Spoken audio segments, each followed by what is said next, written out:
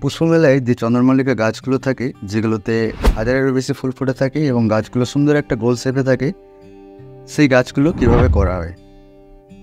ব্যাপারটা খুবই সহজ। এর মধ্যে 0.0001% রকেট সায়েন্স কিচ্ছু নেই। দুটো জিনিস খুবই গুরুত্বপূর্ণ। প্রথম যেটা, সেটা হলো গাছ বসানোর সময়। গাছ এখনই বসাতে হবে, এর আগে বসালে ভালো হতো। যত আগে গাছ বসানো যাবে গাছে তত বেশি ডাল থাকবে, আর যত বেশি ডাল থাকবে গাছে তত বেশি ফুল পাওয়া যাবে। মে মাস পর্যন্ত যদি গাছ বসানো যায় তাহলে সেই গাছগুলোতেও হাজারের বেশি ফুল থাকবে। সেকেন্ড যেটা ইম্পর্টেন্ট, সেটা হলো গাছকে নিয়মিত পিঞ্চিং করে যাওয়া।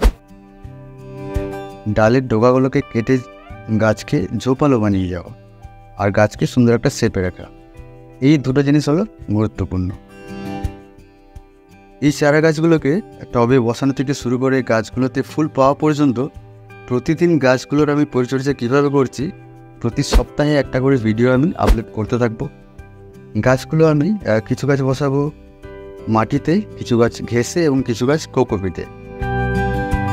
অনেক জায়গা রয়েছে যেখানে খুঁজলে গাছের একটা নার্সারিও পাওয়া যাবে না। হাড়গুঁড়ো, শিংকুচি, রক্তসার, পাতাসার এগুলো তো অনেক দূরের কথা। তাই মাটিতে আমি যে গাছগুলো করব, সেই মাটিটা আমি তৈরি করব শুধুমাত্র মাটি এবং গোবর সার দিয়ে, যেটা সব জায়গাতেই পাওয়া যায়। আজকে এই গাছগুলোর ফার্স্ট পটিং করব। গাছগুলোকে আমি কিনেছিলাম গত বৃহস্পতিবার। গাছগুলো কেনার পর শুক্রবার গাছগুলোতে আমি একটা ফাঙ্গিসাইড স্প্রে করেছিলাম। নার্সারি থেকে গাছ কেনার পর একটা ফাঙ্গিসাইড স্প্রে করা ভালো গাছগুলোকে বাড়িতে এনে, কারণ যদি গাছগুলোতে কোনো ফাঙ্গাস থাকে তাহলে সেই ফাঙ্গাস যেন বাগানের অন্যান্য গাছে না ছড়িয়ে যায়, তার জন্য একটা ফাঙ্গিসাইড স্প্রে করা ভালো। তারপরের দিন অর্থাৎ শনিবার আমি গাছগুলোতে সিউইড এক্সট্রাক্ট স্প্রে করেছিলাম, সিউইড ফার্টিলাইজার। এটা একটা বুস্টার ডোজ হিসেবে কাজে লাগবে। সিউইডে গাছের প্রয়োজনীয় বিভিন্ন খাবার রয়েছে, কিছু গুরুত্বপূর্ণ প্ল্যান্ট হরমোন রয়েছে। আজকে গাছগুলোকে আমি ফার্স্ট পটিং করব।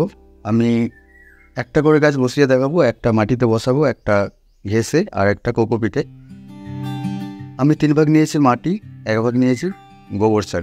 গোবর সার না থাকলে ভার্মি কম্পোস্টও ব্যবহার করা যেতে পারে।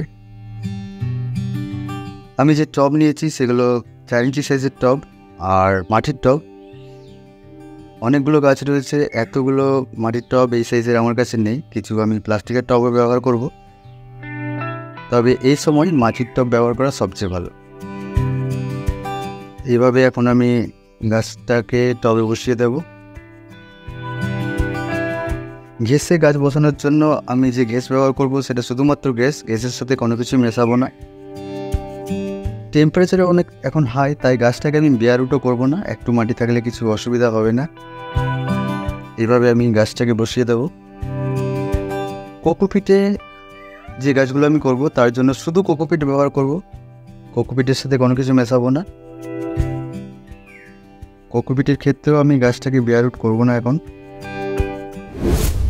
গাছগুলো বসানোর পর আমি জল দিয়েছিলাম।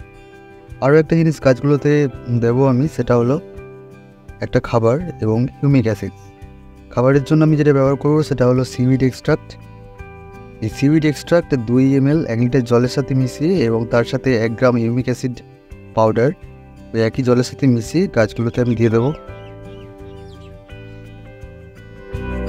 এই যে খাবারটা এখন দিচ্ছি, এরপর 7 দিন আমি আর গাছে কোনো খাবার দেবো না, শুধুমাত্র প্রয়োজন মতো গাছে জল দিয়ে যাব এবং গাছগুলোকে সেমি শেডে রাখবো। লক্ষ্য রাখতে হবে টবের মিডিয়াম যাতে শুকিয়ে না যায়, গাছ যাতে ডিহাইড্রেশনে মোটেই না যায়। বিশেষ করে ঘেঁষে গাছ থাকলে এটা খুবই গুরুত্বপূর্ণ।